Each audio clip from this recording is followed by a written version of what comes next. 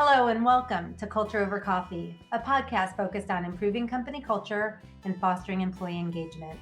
Every week we chat with experts and thought leaders about the latest information and proven practices you can use to reduce regrettable turnover, increase productivity on your team, and retain key customers. So pour a cup of your favorite brew and join us. I'm your host, Beth Sunshine, SVP at Up Your Culture and the Center for Sales Strategy.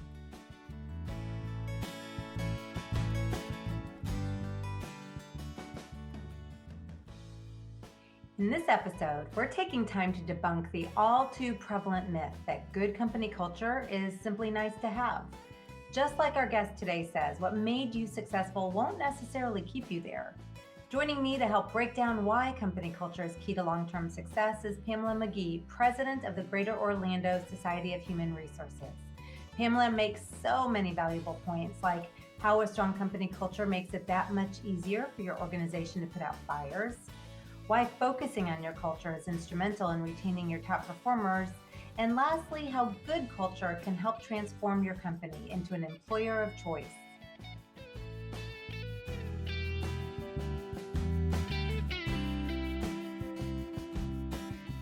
Hi, Pamela. I've been looking forward to meeting you today, and thank you so much for joining me for a little Culture Over Coffee. Yes. We're going to have some fun today. More now, I think, than ever before, I hear business leaders talking about company culture. I think it's increasingly understood that a strong culture is a really good thing when it comes to attracting top talent, retaining top talent, but I'm still not sure how often leaders connect what's happening in their culture to their bottom line. So I'm really excited to get your perspective on all of this.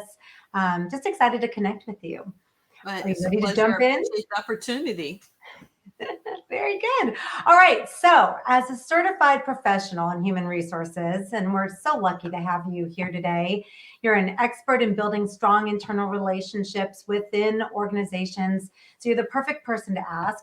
How would you describe why a strong company culture is important?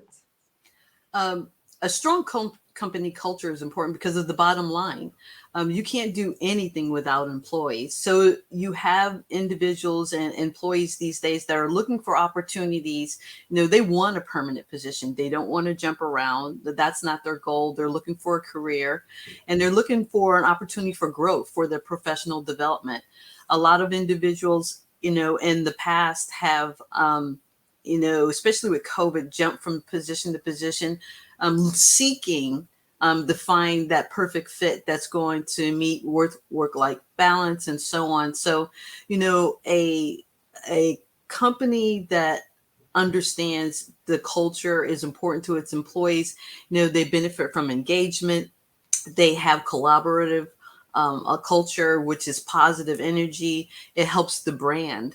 Those individuals, when they're going out for coffee with their friends, they're going to talk about their organization and how they're happy about that brand they work for, and then it transforms your company for the positive, for a great team environment. Yeah, that's interesting to hear about because, everyone's been talking for the last couple of years about the Great Resignation and just all that's happening within the world of work. So it's interesting to hear your take that people aren't looking to jump around.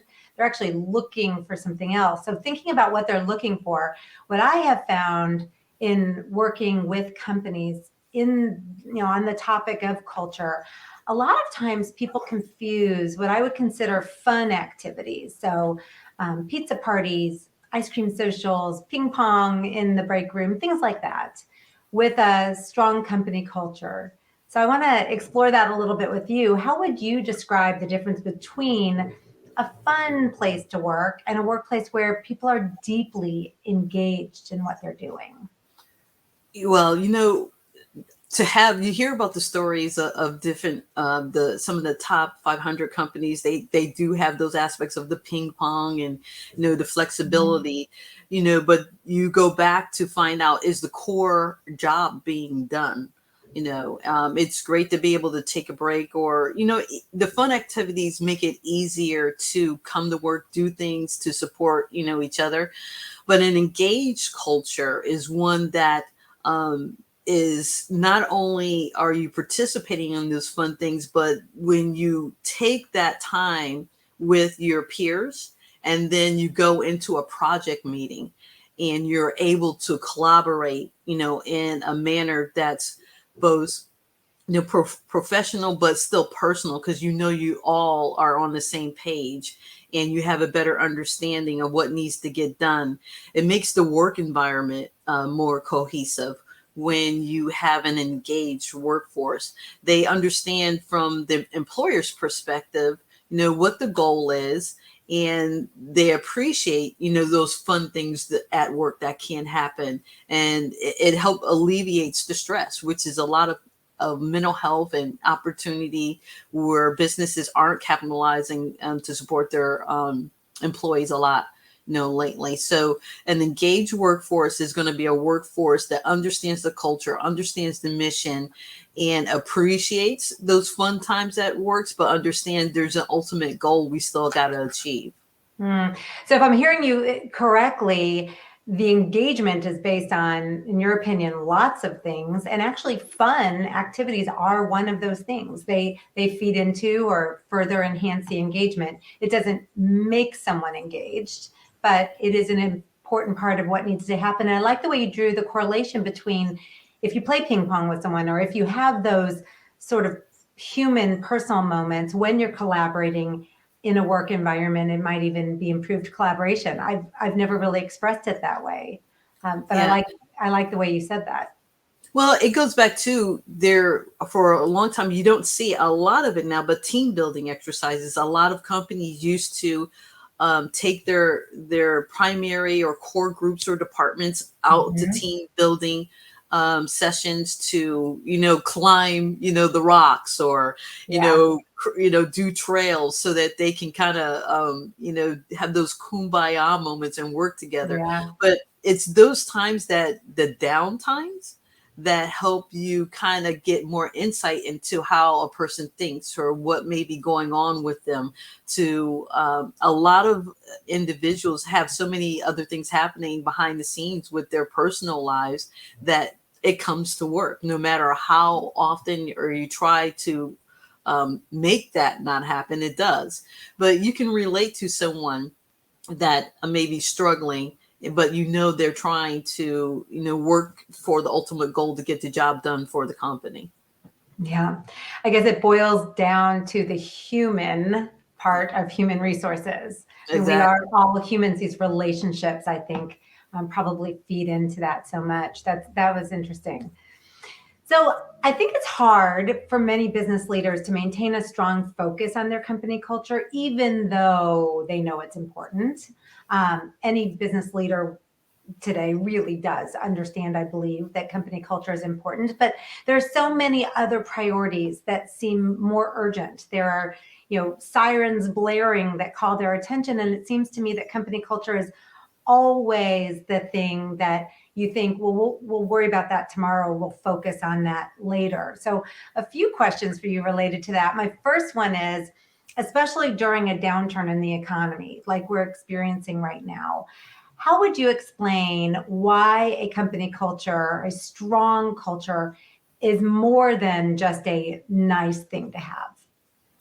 I believe it's more than a nice thing we have to have, is because if you have that strong company culture, you can effectively put out those fires, in a better way that supports the ultimate goal. You have individuals that remain and stay on track to get the job done because they understand the mission and the ultimate hopefully it depends on the product that you're doing. So you may be trying to build widgets, but what can those widgets do to support, your company and the ultimate goals of the company, so to be able to have it as a nice thing, it's not enough anymore if you want to stay around, as an organization and continue to grow. It's more than a nice thing from the employee perspective. For sure. And listening to you talk reminded me of an Oprah Winfrey quote. And I wish I had the quote in front of me because I'm going to totally bungle it. But essentially, she said something like, everyone wants to ride with me in the limo, but an engaged employee is the one who's going to ride with me when the limo breaks down and I have to take the bus. And that's kind of what I'm hearing you say in the tough times when it's not so easy, when, things aren't smooth sailing. When people are engaged, they're willing to go that tougher route with you because they feel invested in it too. So interesting takeaway. Commitment. Yeah, Yes. they're willing to commit because they believe in the goal, they believe in the mission, and that's how you, as our company, as leaders, relay that message. Is action speaks louder than words. So it's more than, okay, we've got this project, I did a great job, but then what about that project I didn't accomplish? But there were hiccups along the way. Did you see and support me during that time? So are you committed to me, and then I'll commit to you. I love that commitment. That's sort of the bottom line, I think, of everything that we're talking about. That's great. What are some of the most tangible effects or outcomes that you've seen as a result of a good company culture throughout your career? Like, what are the rewards for taking the time and putting the effort into a culture? Retention. I mean, you see now the jobs numbers are much better now, but there was a time for the most part, it is employee oriented right now, looking for a position in a role. You can look and decide where you want to go. But if you've got that culture that employee don't want to leave because they feel that you're listening to them, they feel that they're being heard and supported. They feel that their work has value, and you see the accomplishments and the things they're trying to do to support the brand.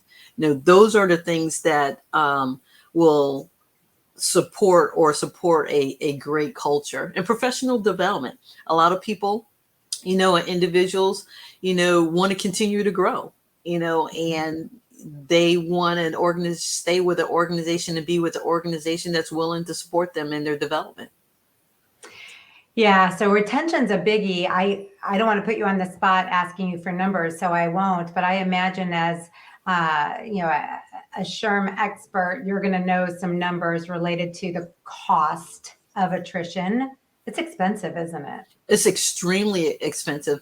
And what is not always taken into account, it's not just the cost of advertisement, putting that information out there for a posting. It's about the time on that one individual that has to do double duty, because there's no one in that role. Or when you have multiple roles, and the burden that accompanies those employees that have to take on not only theirs but other job roles to keep the organization going. That can be taxing. No kidding. And then I guess there's also the opportunity cost. If somebody wasn't handling 2 job roles or spending their time trying to fill a position, what could they be doing to advance the company or to help a client? Like, it's mind-boggling to me, the cost of retention, when you really factor in everything. You're exactly right. Yeah. So for those managers who want to make company culture a priority, people listening today who think, gosh, I know this is important. Hearing what Pamela is having to say about it, it's really kind of firing me up to want to do more with it. For those managers who mean well, they know it matters, but they consistently let it slip lower and lower on their priority list, what's the one piece of advice that you would give them to get them started? I would say be intentional. So be intentional on what your goal is. And now journaling is so huge for individuals to write down what your goals are. What are you seeking? What are you trying to achieve? When you talk about what you believe is the company culture or how it should be, are your employees thinking the same thing? So, maybe you need to do some town halls, do some roundtable meetings, to find out from their perspective, what makes them stay, completing stay interviews. These are interviews where you're talking these to individuals that are performing well, doing the job, but what makes them come back every day, and what can we improve on? It's about having conversations, being open to discuss concerns, opportunities, issues, and let's talk about what's good that we can enhance. It's not always the negative that companies have to concentrate on. What can we make better that we already got going for us? So I like this. So town hall meetings, that's kind of gather a lot of people around maybe the whole company or a whole department at a time, division. Department. Yeah.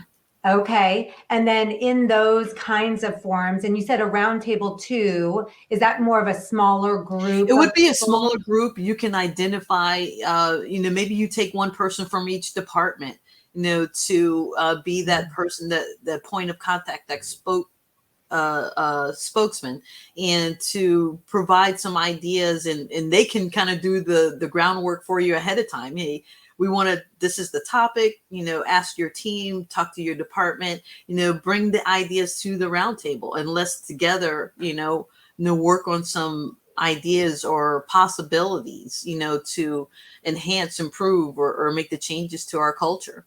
That's great. So it's an open, honest conversation where we talk a lot about the importance of psychological safety, where people feel like they can come, they can voice their honest opinions or voice what they're hearing from their people, get it all out on that round table, and then start thinking about what could improve it and sharing. I love the thinking there. Yeah. And you think about it, most organizations would love to they want to be that employer of choice. Yeah. Who is it? I want to be, you see a lot of, when you look at the articles that come out about the best companies to work for from the employee's perspective, what are they doing to make the employees feel that this is the place I want to be? And you see a lot of it, money and compensation is always important, but people spend more time at work than they do with their families. So they want to be in an environment that makes them feel whole, that makes them feel that they have value added to that organization, that they are, trusted and depended on. And then, that an organization and the leaders see them as valuable assets, to support the brand and the goal.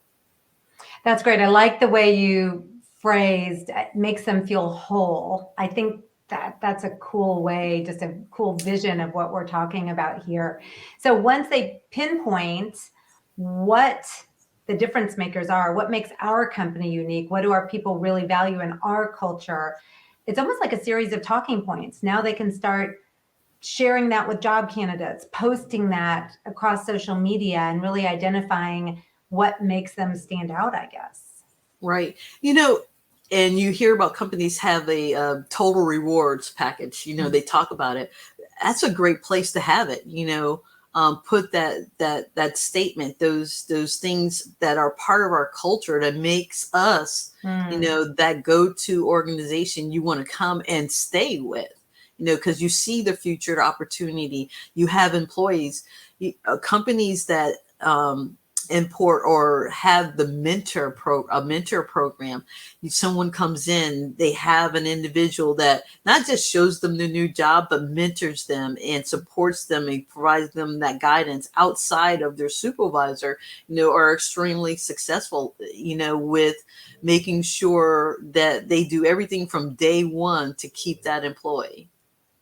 Mentor program, what a great way to reinforce all of this. And I don't know how many employers do that, like literally list it in their benefits package.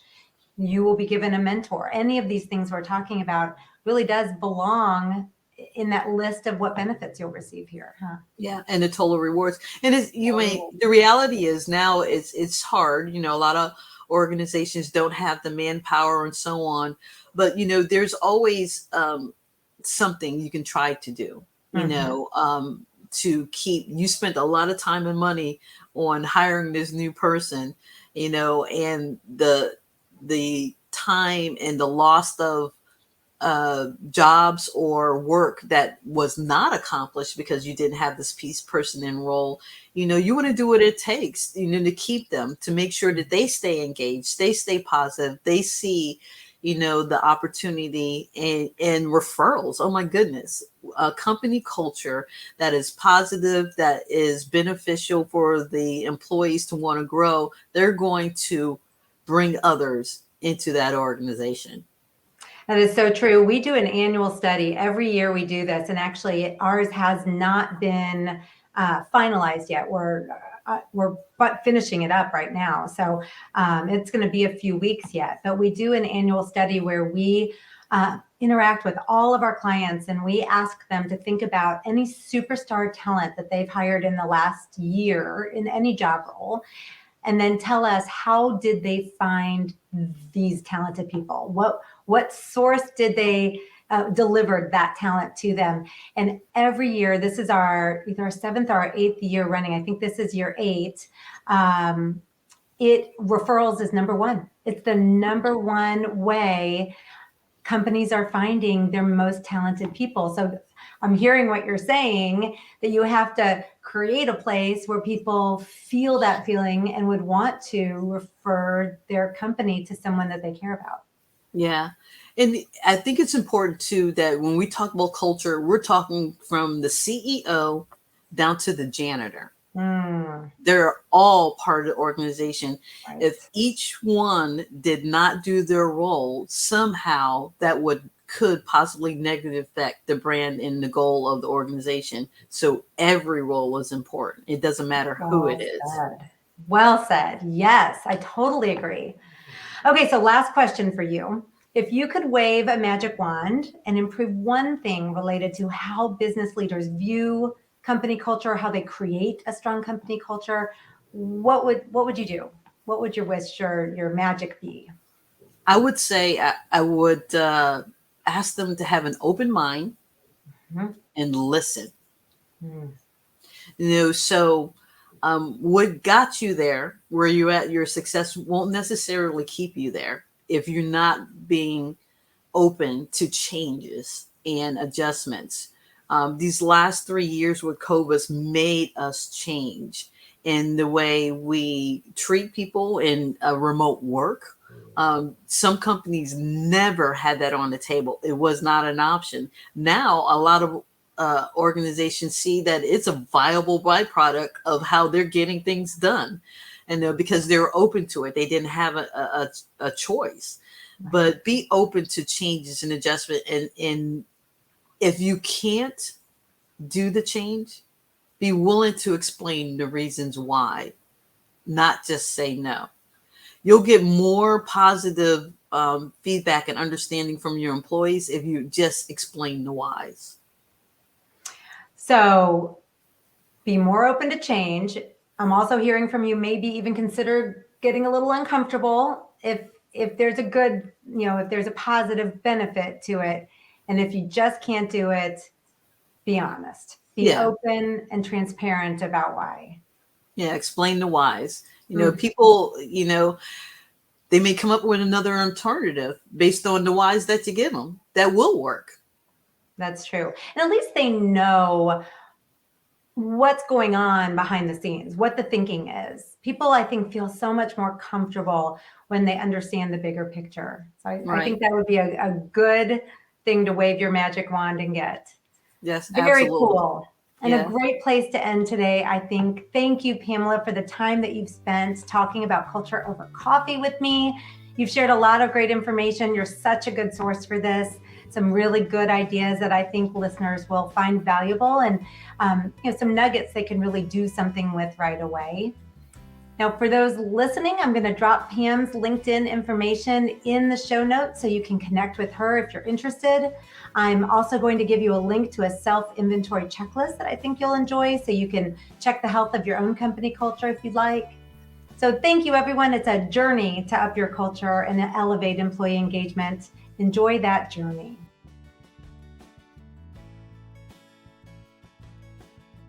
Thanks so much for spending time with us on Culture Over Coffee. If you've enjoyed the conversation, be sure to subscribe and join us for every episode. For more helpful information on the topics of company culture and employee engagement, visit us at upyourculture.com.